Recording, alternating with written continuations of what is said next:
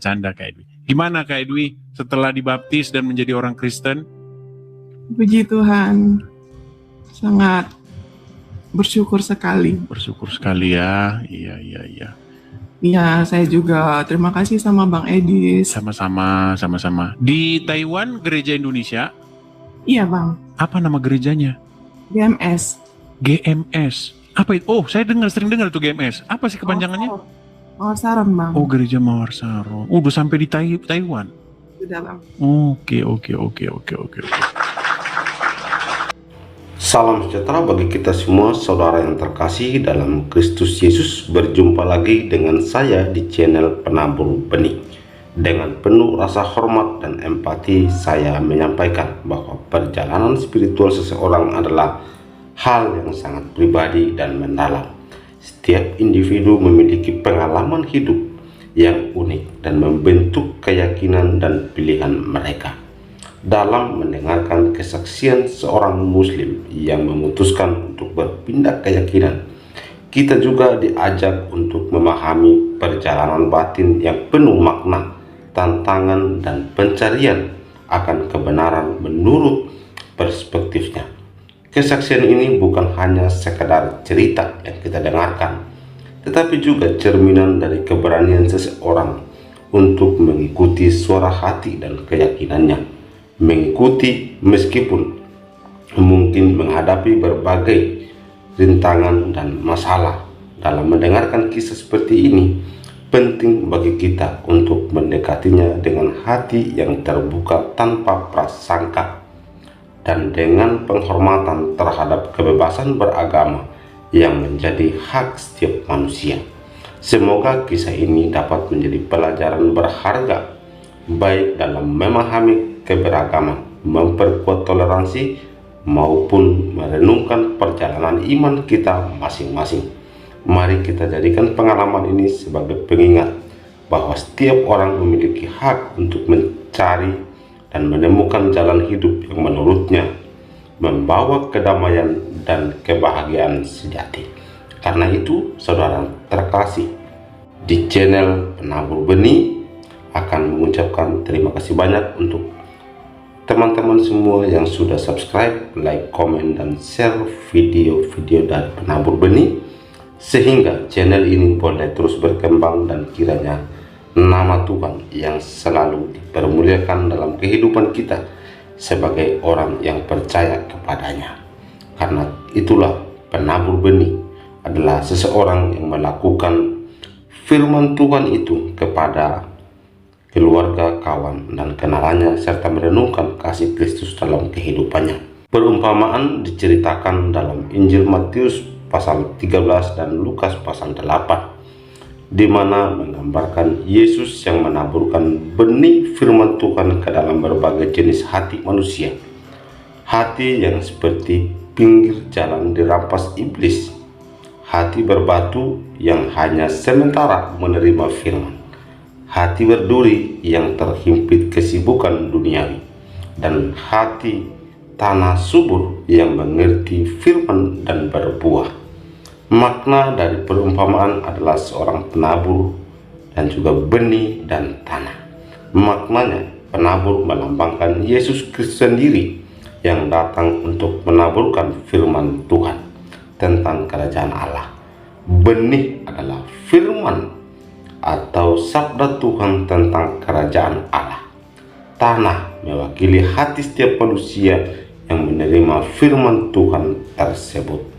Tanah di pinggir jalan, benih di sini adalah orang-orang yang mendengarkan firman tetapi tidak memahaminya, sehingga iblis mengambil firman itu dari hati mereka dan mereka tidak sampai percaya atau diselamatkan. Dan juga masih banyak lagi cerita-cerita lain perumpamaan tentang tanah dan juga tanah yang berbatu, tanah yang di pinggir jalan, tanah yang berduri, dan juga tanah yang subur atau baik.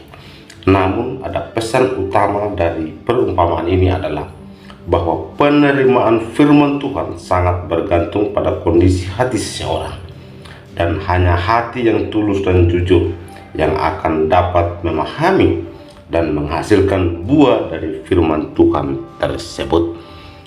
Mari kita menonton dan menyaksikan video berikut ini. Selamat siang Edwi, ya sudah mau sebentar nih, hampir jam 12. Ya silakan Edwi, nyalakan kamera. Bang Edis. Ya Kak Edwi, saya tanya dulu, Kak Edwi ini muslimah ataukah Kristen? Masih muslim. Masih muslimah. Gimana Kak Edwi? Mau bertanya aja Bang Edis. Tapi kalau dari wajah-wajahnya kok kayak mencurigakan, ini bukan Islam loh. Kan aku udah pernah naik Bang Edis. Udah pernah. Biasanya kalau wajah-wajah seperti ini, nggak jilbaban, cantik, biasanya Kristen. Coba. Kita konfirmasi lagi nih, karena saya agak sedikit lupa nih. Apa yang membuat kami yakin kalau Kak Edwi ini benar-benar seorang muslimah? Kan waktu itu udah pernah baca surat Al-Quran Bang Edis. Coba diulang lagi, karena saya pun lupa. Coba. Baru aja 2 hari kemarin kayaknya. Ya karena terlalu banyak kan yang naik sini. Coba mungkin siapa tahu penonton-penonton yang lain juga baru lihat nih. Coba. Bacakan kami satu surat di dalam Al-Quran, lalu kami akan yakin bahwa Kak Edwi benar-benar seorang muslimah. Coba. Terserah ya. Surat apa aja? Coba. Yang pendek-pendek aja ya. Boleh, silakan. A'udzubillahiminasyaitonirrajim. Bismillahirrahmanirrahim. Qul huwallahul ahad, Allahus samad, lam yalid wa lam yulad wa lam yakul lahu kufuwan ahad. Mantap. Ini muslim ya. Sah.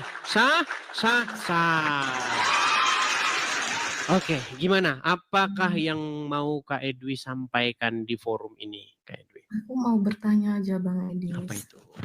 Ya. Apa dasar keselamatan di dalam kekristenan? Dasar keselamatan di dalam kekristenan itu adalah Yesus.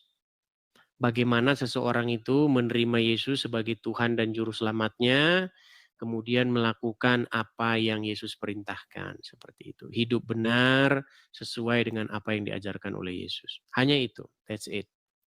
Hanya itu? Iya. Karena kan kalau di dalam Islam itu kan dia kan masih tunjukkanlah jalan yang lurus gitu kan. Tunjukilah jalan yang lurus. Dina Shiraton Mustaqim gitu kan. Iya, tapi banyak muslim nggak tahu itu. Iya, survei membuktikan bahwa 98% muslim nggak tahu dia itu apa yang dikatakan ketika mereka sholat itu. Sampai sekarang masih minta ditunjukkan jalan yang lurus begitu. Iya. Tapi Kak Edwi ini apakah sudah mulai meragukan agama Islam atau bagaimana? Gimana ya? Boleh, nggak apa-apa, jujur saja. Kita meluapkan perasaan kita. Di sini itu forum yang keluarkan isi hati gitu. Apa yang buat ragu begitu. Saya tahu belum masuk Kristen kan? Atau mungkin sedang melirik atau belum sama sekali. Nggak apa-apa. Iya, belum Bang Edis. Belum. Tapi sudah mulai meragukan Islam kah atau bagaimana? Kalau meragukan sih gimana ya? Tapi bingung ada gitu ya? Sesuatu apa gitu ya? Apa itu? Bolehkah kami tahu begitu? Seperti kayak kedamaian gitu. Tidak ada kedamaian. Tapi setelah saya belum mempelajari tentang Kristen, belum juga Bang Edis. Tapi di dalam hati saya itu seperti ada kedamaian gitu. Kalau? Dibanding dengan yang sebelumnya gitu. Oke, dibanding yang sebelumnya. Islam gitulah ya. Ya, hal-hal apa nih Kak Edwi kalau kami boleh tahu yang membuat Kak Edwi ini nggak nyaman dengan Islam gitu, dengan keislaman selama ini. Tapi lahirnya udah dari Islam ya? Iya. Udah lahir Islam. Apa? Misalnya. Apakah boleh mukulin istri, suami boleh mukul istri gitu atau bagaimana? Iya. Oke, suami memang ada itu ayatnya ya. Itulah makanya teman-teman banyak yang nggak tahu itu, Kak Edwi. Jadi banyak orang Yang Islam pernah yang tidak. terjadi di diri saya malah. Nah, iya itu. Karena memang ada ajarannya dan Muhammad itu mohon maaf, dia pernah melakukan itu gitu. Jadi Muhammad yang katanya orang Islam itu adalah contoh suri tauladan yang baik, itu pernah memukul istrinya. Begitu. Jadi kalau ada muslim yang selama ini dia tidak tahu, dia menganggap bahwa Muhammad itu sedemikian rupa yang wow begitu kalau diceritakan, teman-teman muslim yang saya kasih tahu ya, di sini Edwi tidak termasuk memberitahu ya. Saya beritahu kepada kalian bahwa di dalam literasi Islam itu Muhammad tuh melakukan yang namanya pemukulan terhadap istrinya. Siapa yang dipukul oleh Muhammad? Itu Aisyah. Dia dipukul di dadanya. Begitu, sehingga Aisyah merasa kesakitan. Dan ayat Quran yang membolehkan suami memukul istri itu ada. Begitu. Apalagi nih kayak Dwi kira-kira? Apalagi ya, seperti kayak oknum-oknum bagaimana ya yang mengatasnamakan bacaan Arab gitu untuk Melakukan kekerasan. gimana? Melakukan kekerasan.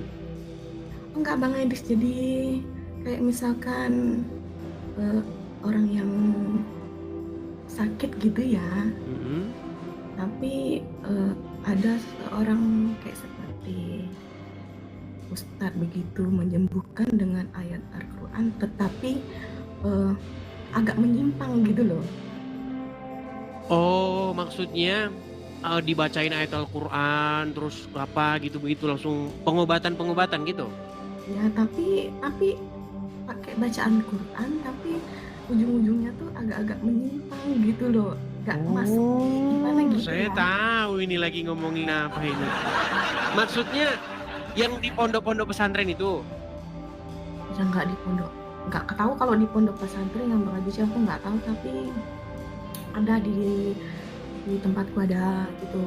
Oke, kalau dibacakan ayat-ayat Quran nanti karena banyak kasus ya, makanya kalau teman-teman itu mau melakukan sebuah observasi ya aku bukan bilangin orang ini, tapi pernah terjadi di saya gitu.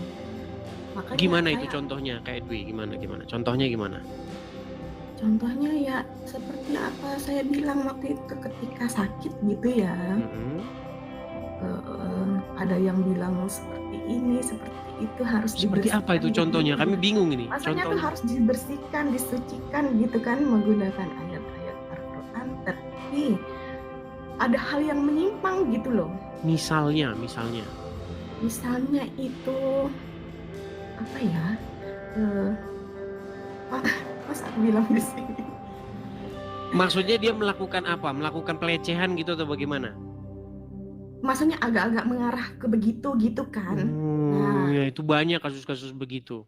Agak-agak mengarah ke begitu. Kalau teman-teman tidak percaya, datangilah polres terdekat, lalu tanyakanlah kepada kalian kalau misalnya lakukan penelitian, coba tanya-tanya di polres terdekat itu berapa banyak orang-orang dalam tanda kutip ya ustadz apa melakukan hal-hal seperti itu, banyak itu.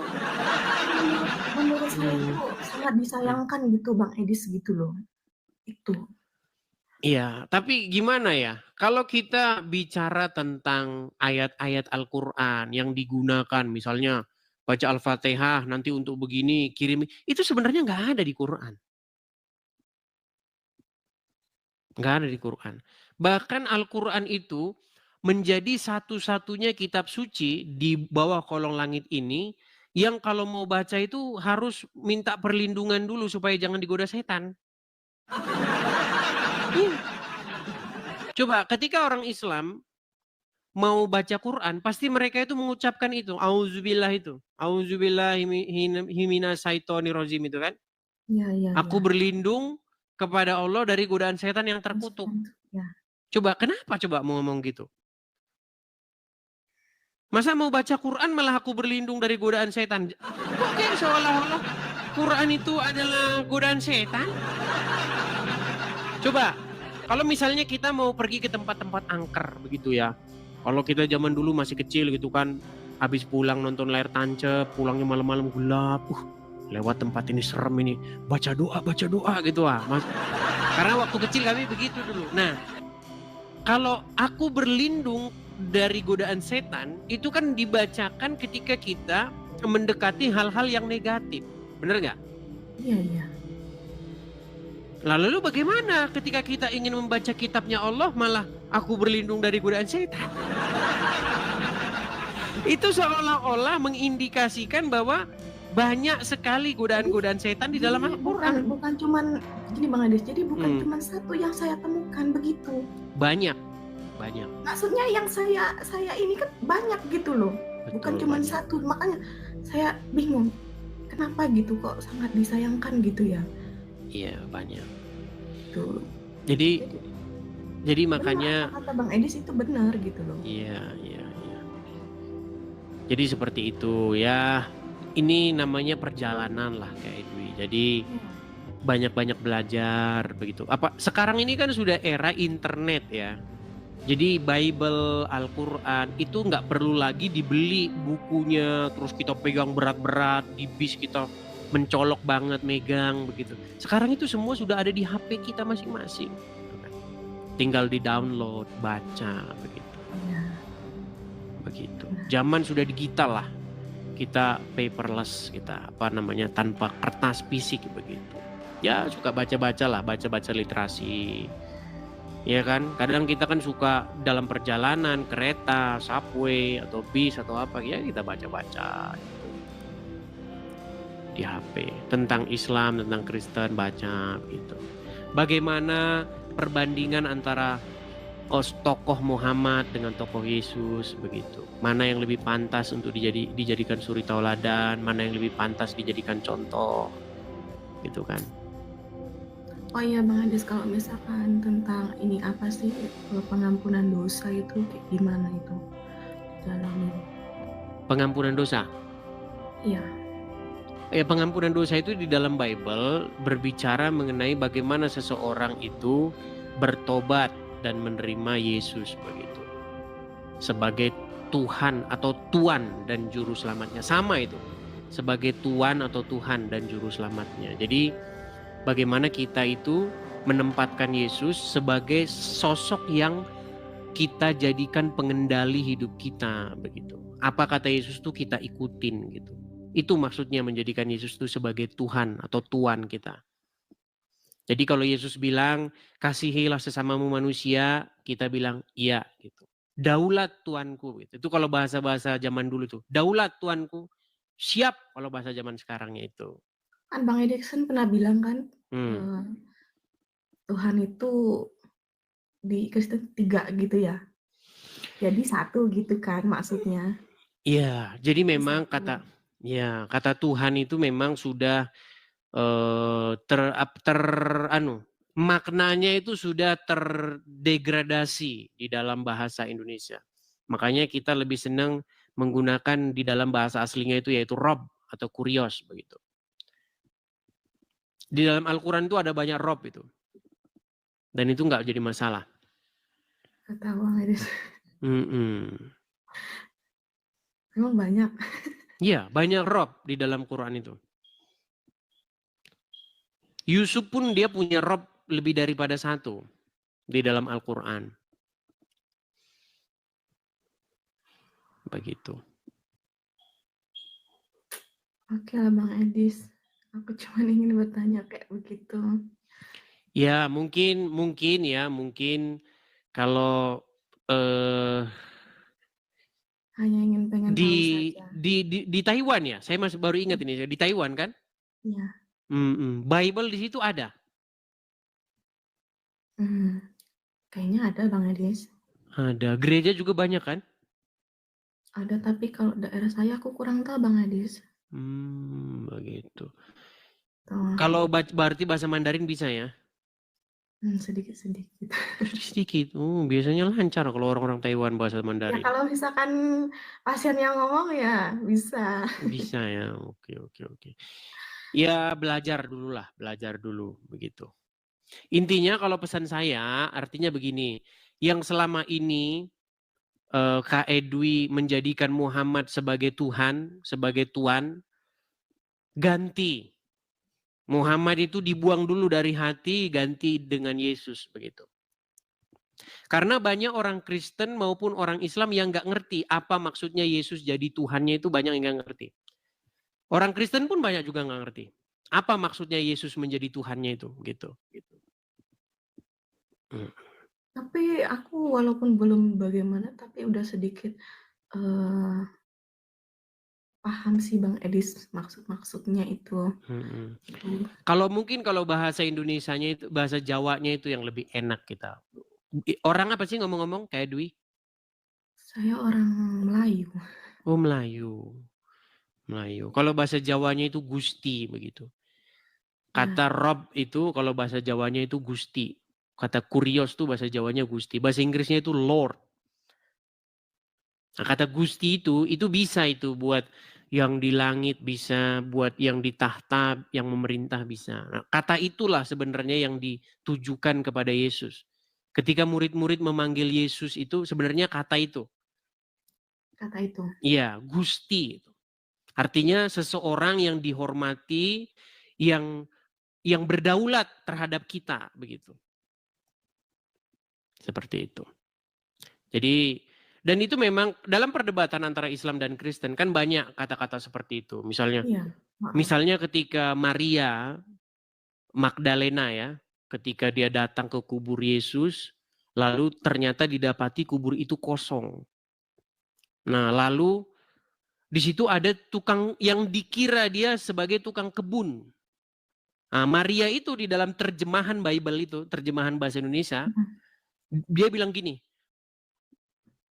kan seseorang yang dikira dia sebagai tukang kebun itu bertanya, mengapa engkau menangis? Begitu. Terus Maria dalam terjemahan itu bilang begini, Tuhanku diambil orang, mayat Tuhanku diambil orang.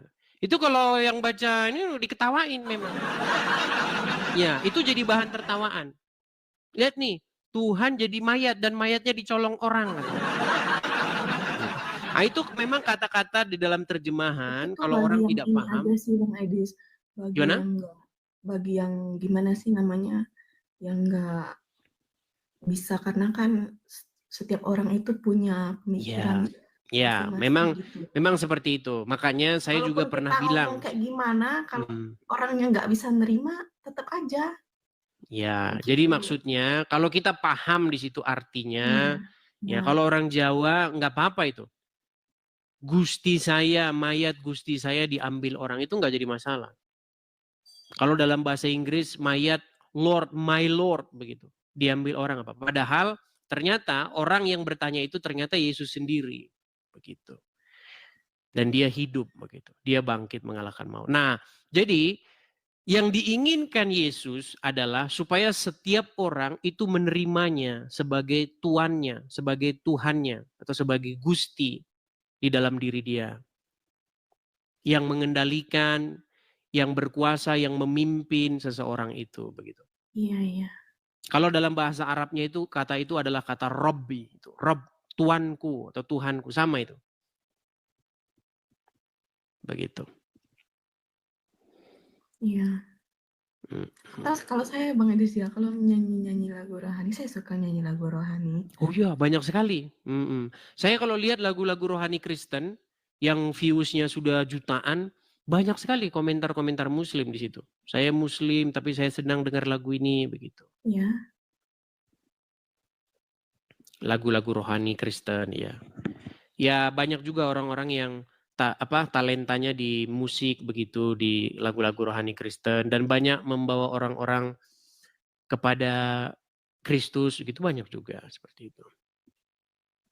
Lagu rohani apa yang Kak Edwi senang? Kayaknya seperti yang kau ingini ya. Oh ya, jadilah padaku seperti yang kau ingini. Ya. Seperti itu. Iya, maksudnya seperti itu. Jadi setiap orang yang menerima Yesus sebagai Tuhannya, artinya harus menjadikan keinginan Yesus itu terjadi kepada hidupnya. Begitu. Yesus mau kita seperti apa ya seperti itu. Sebenarnya dalam Islam pun ya, kalau kita mau mendalami secara sungguh-sungguh, sebenarnya menjadi seorang Islam adalah membuat dirinya sesuai dengan keinginan Muhammad. Jadi ketika seseorang menjadi Islam, orang itu akan menuruti atau membuat dirinya seperti kemauan Muhammad. Contoh, buatlah istrimu 1, 2, 3, 4. Katanya mengikuti sunnah Rasul. Terus kemudian jenggotmu panjangin. Apalagi celanamu cingkrangin. Apalagi kalau ketemu orang tapir maka ya kan? Jangan memberi salam kepada mereka. Artinya sebenarnya lagu itu apa sih bahasa Indonesia? Berlaku juga kepada orang Islam. Jadi ketika menjadi seorang Muslim sejati, artinya membuat dirinya menjadi sesuai keinginan Muhammad. Nah, sedangkan menjadi Kristen adalah sebuah tindakan membuat dirinya itu menjadi seperti yang diingini oleh Yesus. Iya. Gitu. Cuman banyak orang tidak tahu, tidak sampai mendalam seperti itu. Karena banyak orang kan beragama hanya KTP saja. Begitu. Makanya saya sering ngomong kan, ketika kamu jadi Islam, sebenarnya kamu menjadikan Muhammad sebagai Tuhanmu. Dan ketika seseorang menjadi Kristen, dia menjadikan Yesus sebagai Tuhannya. Jadi, kalau ibarat kata di hati kita ini ada sebuah singgasana, kan banyak ya, tahu kan bahasa-bahasa metafora seperti itu ya? Iya. Jadi hati manusia itu ibarat kata ada singgasananya, ada tahtanya. Iya. Nah, siapa yang bertahta di situ? Yang memerintah di situ siapa? Apakah Muhammad apa Yesus? Gitu. Nah, seharusnya manusia itu harus menjadikan Yesus yang memerintah di hati itu. Ketika Yesus memerintah, dia nggak akan bawa rangsel itu meledak di Bali. Tapi kalau Muhammad yang memerintah, gitu. Itu banyak tidak dipahami orang. Tapi kalau sungguh-sungguh mendalam, pasti nanti akhirnya ke situ. Iya, karena di BDR kan tuh banyak larangan, tapi banyak juga yang langgar gitu Bang Edis. Karena kata Muhammad yang penting mengucapkan syahadat. Iya. Kan Muhammad yang ngasih tahu. Pernah kan Muhammad bilang, barang siapa yang mengucapkan syahadat, ya aku bersaksi dan seterusnya itu, dia masuk surga kata Muhammad. Terus ada sahabat yang bertanya kan, merasa terheran-heran, kok bisa gitu kan. Sahabat bertanya, walaupun dia berzina, walaupun dia mencuri, ya walaupun berzina, walaupun mencuri. Nah itulah ajaran Muhammad. Seperti itu. Tapi ketika saya ngomong gitu, fakta begitu, banyak orang yang cuman marah doang, bantah nggak bisa. Berbeda sekali dengan apa yang diajarkan Yesus. Kalau Yesus mengajarkan standar yang lebih tinggi. Jika kehidupan keagamaanmu tidak lebih baik dari ahli-ahli Taurat dan orang-orang Farisi, kamu tidak akan diselamatkan. Itu kata Yesus. Betapa Yesus tuh menjaga standar hidup, standar moral yang sangat tinggi begitu. Barang siapa yang saya kagumnya itu kasihilah musuhmu. Iya, kasihilah musuhmu gitu. Jadi itu sebenarnya tingkat penerimaan diri yang paling sangat dalam begitu. Sebenarnya kita sudah melepaskan segala keinginan-keinginan duniawi begitu. Itu tingkat yang paling tinggi. Bahwa kita ini sebenarnya memang nggak bisa membalas orang yang berbuat jahat kepada kita, itu kata Yesus. Tapi kalau kita sebagai manusia kan pasti hati kita kan berontak kan. Iya. Seperti itu. Iya. Oke lah Bang Edis. Beda jauh ajarannya. Iya benar Bang Edis. Ya saya berharap Kak Edwi paham dengan apa yang saya bahasakan secara sederhana. Ya jangan ditunda-tunda, jangan lama-lama. Saya tahu di hatimu Muhammad masih ada bertahta dikit, cuman kayaknya dia udah mau melorot. Nah, saya cepat-cepat diganti saja Muhammad yang bertahta di hatimu dengan Yesus yang bertahta di hati, begitu. Seperti itu. Iya, Bang Edi. Caci maki bukan ajang menghujat. Ya, silakan. Saya undang bagi yang muslim maupun bagi yang muslim ya untuk berdiskusi dengan saya. Ada Edwi. Ini Edwi kayaknya saya masih ingat nih. Edwi ini bukannya perempuan yang muslimah yang masuk Kristen, yang di Taiwan. Ya, Edwi. Halo Edwi. Shalom Edwi, coba nyalakan kamera. Oh Edwi. Apa kabar Edwi? Tuhan, baik Bang. Sudah dibaptis? Sudah. Puji Tuhan. Iya, Kak Edwi, ini banyak yang ngomong katanya cantik. Ya cantik lah gimana. Kalau cantik masuk Kristen, kalau yang jelek masuk sana. Enggak, bercanda Kak Edwi. Gimana Kak Edwi setelah dibaptis dan menjadi orang Kristen? Puji Tuhan, sangat bersyukur sekali. Bersyukur sekali ya, iya. Ya, saya juga terima kasih sama Bang Edis. Sama-sama. Di Taiwan, gereja Indonesia? Iya Bang, Apa nama gerejanya? GMS. GMS. Apa itu? Oh, saya sering dengar itu GMS. Apa sih kepanjangannya? Mawar Saron Bang. Oh, gereja Mawar Saron. Udah sampai di Taiwan. Sudah Bang. Oke. Mawar Saron namanya. Oke lah. Ya, saya ucapkan selamat. Dibaptisnya di gereja Mawar Saron. Oh iya Bang. Datang ke gereja sana terus nemuin saya mau jadi orang Kristen gitu. Iya Bang. Ditanyain, dari Muslim ya gitu. Iya. Iyalah. Sampai Banyak yang kejang di bawah nih. Banyak yang teman-teman kemarin kan sudah kita tes, sudah kita uji bagaimana kita tes mantan muslimnya, masih hafal beberapa doa sholat, bacaan-bacaannya masih hafal. Begitu. Tapi by the way, anyway, busway. Apakah kayak Edwi ini masih single? Pertanyaan yang berat ini. Ini berat ini pertanyaannya ini teman-teman. Nggak bisa dijawab secara publik ini. Harus nanyanya private teman-teman ya. Tidak pernah Bang, tapi sudah. Oke. Begitu. Oke lah. Oke, Ya. mungkin ada yang mau disampaikan Kak Edwi?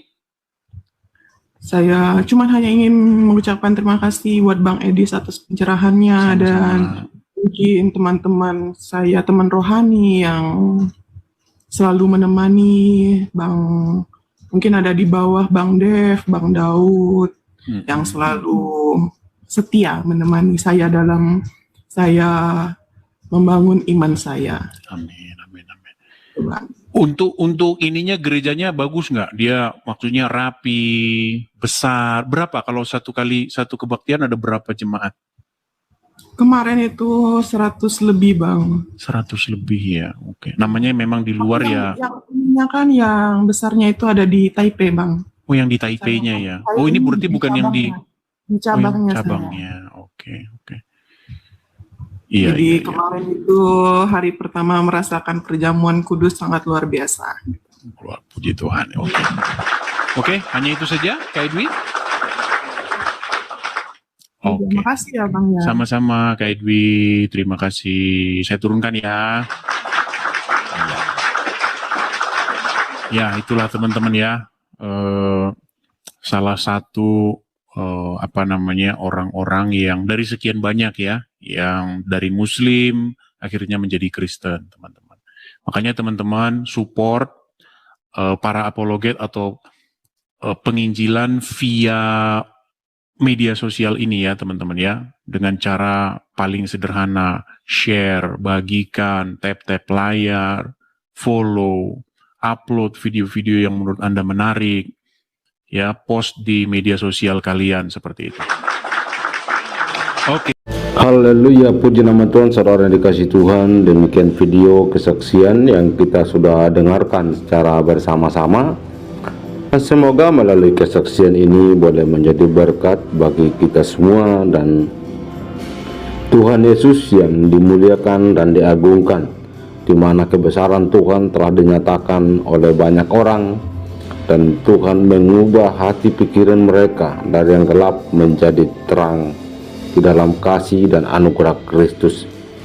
Selain kita mendengarkan kesaksian, saya juga membagikan satu bagian firman Tuhan yang terdapat di Lukas pasal 18 ayat 18 sampai 27 menyatakan demikian. Lembaga Alkitab Indonesia memberikan satu judul, orang kaya sukar masuk kerajaan Allah.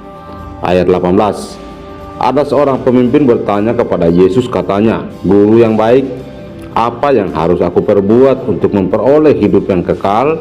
Jawab Yesus, "Mengapa kau katakan aku baik? Tak seorang pun yang baik selain daripada Allah saja. Engkau tentu mengetahui segala perintah Allah. Jangan berzina, jangan membunuh, jangan mencuri, jangan mengucapkan saksi dusta, hormatilah ayah dan ibumu." Kata orang itu, "Semuanya itu telah kuturuti sejak masa mudaku." Mendengar itu, Yesus berkata kepadanya, "Masih tinggal satu hal lagi yang harus kau lakukan.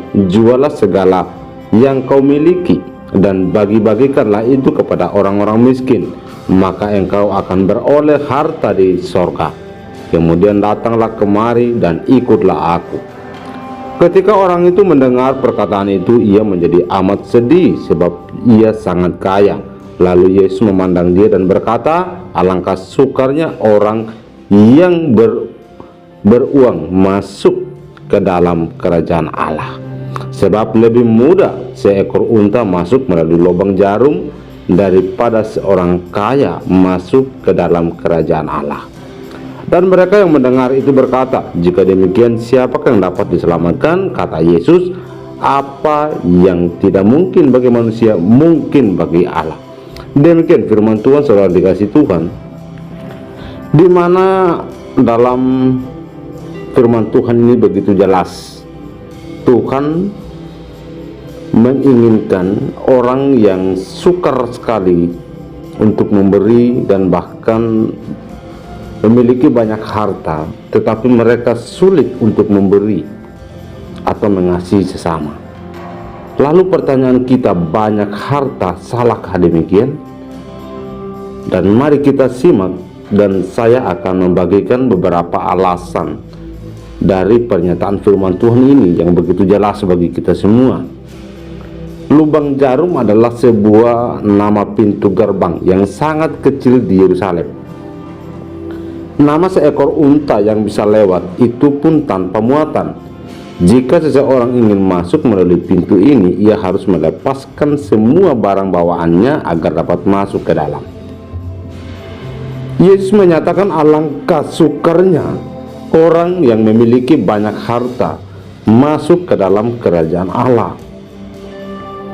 Sebab lebih mudah seekor unta masuk melalui lubang jarum daripada seorang kaya masuk ke dalam kerajaan Allah. Ayat 24 dan 25 yang kita baca tadi. Tuhan Yesus mengungkapkan hal ini setelah selesai berbicara dengan seorang pemimpin yang kaya raya. Pemimpin itu bertanya kepada Yesus bagaimana beroleh hidup kekal, karena pada masa mudanya dia sudah melakukan perintah-perintah Allah. Namun Tuhan Yesus menjawab dengan tegas. Kata Yesus, "Tinggal satu kekuranganmu. Jualah segala yang kau miliki itu dan bagi-bagikanlah itu kepada orang-orang miskin, maka engkau akan memiliki harta di sorga. Kemudian datanglah kemari dan ikutlah aku." Mendengar perkataan Yesus ini, pemimpin itu amat sedih. Sepertinya ia tidak siap menjual apa yang dimilikinya. Mungkin dia sangat berjerih payah mengumpulkan hartanya sehingga sulit untuk berbagi. Untuk sebagian orang, kaya adalah ukuran kesuksesan. Tidak kaya berarti tidak sukses. Orang yang tidak kaya dianggap orang rendahan, sehingga banyak orang mengejar kekayaan demi gengsi dan harga diri. Lebih parahnya lagi, kekayaan menjadi tuan, sehingga orang bergantung pada kekayaannya dan bukan pada Tuhan. Ada anggapan yang menyatakan demikian, dengan kekayaan orang bisa melakukan apa saja, dan itu mungkin kita sering kali mendengar. Hal itu kurang tepat sebenarnya. Tidak salah menjadi kaya, namun kekayaan tidak untuk dinikmati sendiri. Ini perlu dibagi-bagikan supaya ada harta kita di sorga. Harta dunia memang tidak menjamin hidup kekal, namun berbagi merupakan kehidupan, gambaran kehidupan di kerajaan Allah. Lepaskanlah kekayaan, kesombongan, dan harga diri. Pedulikah sesama kita? Ketika kita sukses, ketika kita mampu berbagi, janganlah kekayaan menjadi penghalang kita untuk masuk ke dalam kerajaan surga. Belajarlah berbagi dengan apa yang kita miliki. Lukas 18 ayat 18-27 menekankan tentang harta di sorga, kehidupan yang kekal, yang tidak dapat dicapai hanya dengan mematuhi perintah-perintah secara formal atau dengan memiliki kekayaan materi. Namun Yesus menekankan hal yang penting, yaitu melepaskan keterikatan pada harta benda dan bersedia untuk mengikuti jalan hidup yang sepenuhnya bergantung pada Tuhan. Perkataan Yesus menekankan nilai kerendahan hatian kita dan penyerahan diri secara total. Prioritas kita adalah berelasi dengan Allah, bukan dengan kekayaan duniawi. Dengan demikian, mengikut Yesus perlu pengorbanan dan kesediaan melepaskan kekayaan duniawi. Selain itu, janganlah ragu mengandalkan kuasa Allah, sebab Allah dapat melakukan apa yang tidak mungkin bagi manusia. Karena itu, saudara yang dikasihi Tuhan, mari kita belajar dari kebenaran firman Tuhan ini, dan kita berdoa dan bahkan kita terus terbuka pada kebenaran firman Tuhan. Karena keterbukaan dan penyerahan diri, setiap orang percaya dalam mengikuti jalan yang Yesus tunjukkan, karena dialah jalan satu-satunya menuju ke sorga. Demikian firman Tuhan yang kita baca dan renungkan, dan juga kesaksian yang sangat memberkati kita semua. Tuhan memberkati.